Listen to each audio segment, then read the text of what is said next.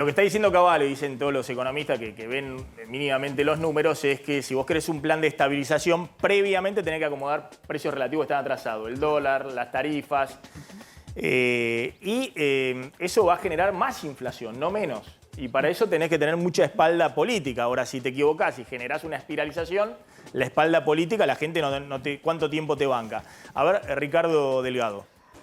Sí, me parece que como primera reflexión, cualquier intento de estabilización es una decisión política. Básicamente tiene que el gobierno que asuma, sea cual fuere el 10 de diciembre, entender que va a ser un proceso largo, que no hay soluciones mágicas, que no hay atajos, que va a tener que explicitar de qué manera fortalecer las reservas del Banco Central. No se puede estabilizar sin dólares en el Banco Central.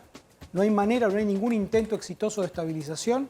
Lo prueba la convertibilidad en un caso y también lo prueba el plan austral en el caso inverso, para poder estabilizar de manera consistente si no se acumulan dólares en el Banco Central. Lo que decía Luciano recién, hay una carga, un stock probablemente de herencia, de deuda con importadores que va a ser importante. Es cierto que probablemente el año que viene el panorama de los dólares va a ser mejor que el de este, pero todavía eso está por verse. Yo diría que de acá a agosto es una economía, a partir del 14 de agosto la economía puede cambiar radicalmente, digo, en función del dato del 13 a la noche, de quién sea el candidato más votado, las decisiones de los inversores en pesos, y ya lo hemos visto en el 19 y lo hemos visto también en el 15, en un caso negativamente y en otro caso favorablemente, pueden hacer que esta segunda parte del año... Es decir, en el 15, como estaba Juntos por el Cambio, generaba expectativas en ese momento y más o menos se veía que, bueno, que venía Scioli con Blecher o Bain o Macri con un equipo de Juntos por el Cambio que iba a ordenar más o menos las cosas. Bueno, se estabilizó lo que se llama la demanda de dinero, no hubo tantas presiones sobre el dólar. En agosto del 2019, cuando gana Alberto Fernández, Macri decía, si gana Alberto Fernández nos vamos a Venezuela.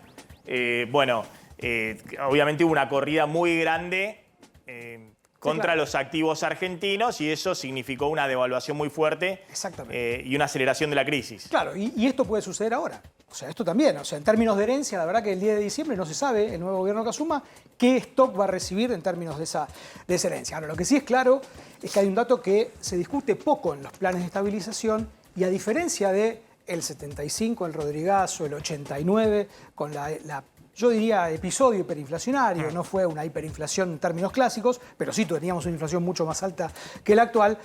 Los niveles de pobreza y exclusión de la Argentina exigen que no solamente el nuevo equipo económico, sino toda la clase política entienda que con casi 50% de pobres y más del 60% de los chicos pobres, estabilizar esta economía va a ser mucho más complejo en términos de esos equilibrios. Entonces hay que poner esa variable, a mi juicio, dentro de la lógica que los economistas planteen en un futuro plan. Es interesante, lo que está diciendo que en el 75-89 partías de una base social que no era tan mala, que no estaba tan deteriorada como la que está ahora.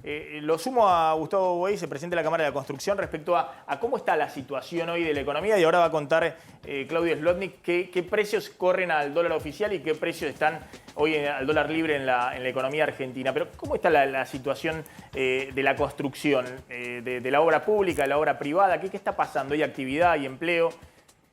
Nosotros desde, diría, mediados del 2020, en plena pandemia, la actividad de la construcción viene creciendo ininterrumpidamente mes tras mes y eso ocurrió en muchas variables hasta fin del año pasado. Aún hoy, hasta marzo, que es el último dato que tenemos nosotros en la Cámara, el empleo sigue creciendo. Estamos en récord históricos de empleo. Del año pasado, en noviembre, hubo récord histórico de consumo de cemento. Lo mismo pasó con la mayoría de los materiales vinculados a una vivienda, grifería, sanitarios, cerámicos, etc. Niveles muy, muy altos de ejecución, repito, entonces, obra privada, obra pública, con señales de que empieza a ralentizarse. La obra privada, porque en gran medida la inflación la impacta directamente, uno quiere construirse una casa y obviamente no hay ningún presupuesto en pesos que resista el menor análisis... Sí, empieza a haber inflación en dólares también en la construcción. Exactamente. Los materiales de la construcción están corriendo por arriba del dólar. Exactamente, el dólar blue, estamos hablando, está estabilizado bastante bien desde hace varios meses y los insumos nuestros vienen aumentando. Por lo tanto, aquellos que también tenían dólares y los canjeaban para hacer obras también empiezan a estar complicados.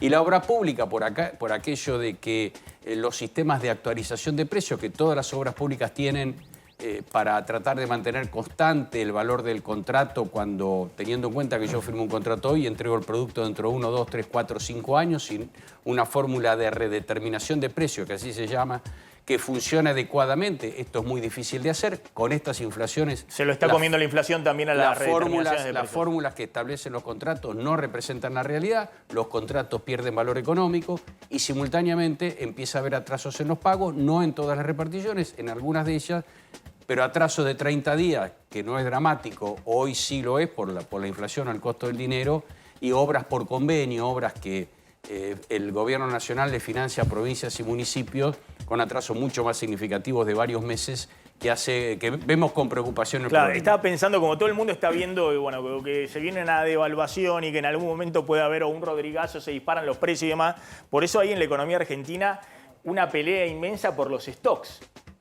Todo el mundo quiere comprar. Bueno, dame todos los materiales que tenga, que estoqueo, dame todo, no sé, la grifería, dame lo que pueda, incluso en los sectores supermercadistas y demás. ¿Por qué? Porque si llega a haber un rodrigazo, bueno, te quedás con materiales, con stocks que van a valer muchísimo más.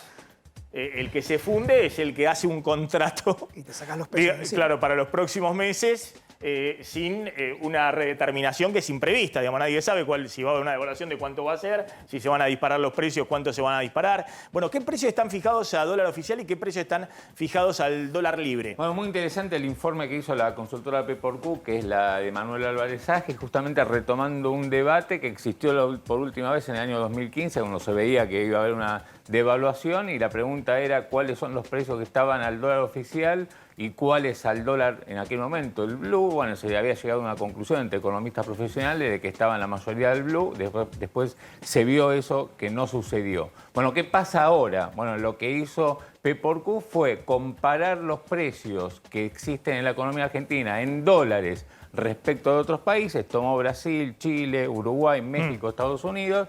Comparó también la evolución de los últimos años, de cómo vinieron los precios de distintos productos transables en la Argentina en dólares, y llegó en esa combinación a esta conclusión, que al dólar oficial están los alimentos, ni más ni menos, y los medicamentos, además las bebidas. El 30% del índice de precios está fijado al dólar oficial. Esto quiere decir que si hubiese una devaluación abrupta, bueno, estos productos aumentarían abruptamente, ¿no? Pero es una cuestión además intuitiva. Vienen los chilenos, vienen los uruguayos, los brasileños y van al supermercado y les sale todo baratísimo. Vienen con dólar billete, dólar libre y dicen, no, está todo regalado. Y vieron los chilenos de Mendoza que van al mayorista y, claro. Bueno, porque al dólar libre esos productos les resultan muy baratos. ¿Por qué? No sé si están al dólar oficial, pero claramente no han sido remarcados en los últimos tiempos al valor del dólar libre. Bueno, nosotros cuando hicimos el relevamiento, los chilenos, los uruguayos, los brasileños compraban aquí en la Argentina a precio de la canasta básica por lo menos a la mitad de precio, con lo cual uno puede pensar que justamente ahí está la brecha. Lo mismo pasa con los combustibles. Ven los combustibles, claro, vienen y cargan los tanques de nafta, dicen esto es un regalo y demás. Ahora, ¿qué productos ya empezaron a correrse al dólar libre? Y aunque vengan con billete, y vos decís, bueno, en dólares, che, esto está más caro que en Estados Unidos, está más caro que en algunos otros países de la región. Bueno, la indumentaria, por ejemplo, ya está, digamos, cotiza al precio del dólar libre. El calzado, zapatillas, zapatos, incluso de distintas marcas. La tecnología, acá cuando hablamos de tecnología hablamos de, por ejemplo, los televisores smart, digamos, los de más alta tecnología, algunas notebooks y los autos de alta gama, que en su mayoría son incluso producidos fuera de la Argentina. Y hay otro grupo de productos que identifica P4Q que son... Eso se ve muy claramente en las notebooks, por ejemplo. En las notebooks, claro, acá sale, no sé, al dólar libre $1.000 y en Estados Unidos la misma notebook te sale la mitad. Es cierto que acá hay una carga impositiva importante, pero eso tiene que ver con que están marcados los precios al dólar libre y un poco más incluso. Efectivamente. Y después hay un grupo de productos que es el camino intermedio, que está entre el dólar oficial y el dólar paralelo. Por ejemplo, los teléfonos celulares, no el de mayor gama, digamos, pero sí el resto, digamos, los que más se fabrican venden, acá. Claro, los que más se venden en la Argentina. Los que se arman en Tierra del Fuego. Tal cual, con tecnología de afuera. Y los autos de gama baja, esos autos que valen $10.000. Bueno, esos productos, estos autos están en un intermedio entre el dólar oficial y el dólar paralelo. Así que esta un poco serían las consecuencias de pensar una devaluación abrupta. ¿Quién afectaría? Bueno, mayormente alimentos, medicamentos. No, el tema bebidas. básicamente es, ojo que si alguien corrige el atraso cambiario, que va a haber que corregirlo, porque obviamente si no la economía no funciona, ojo que no están los precios marcados todos al dólar libre, vas a tener un fogonazo inflacionario adicional.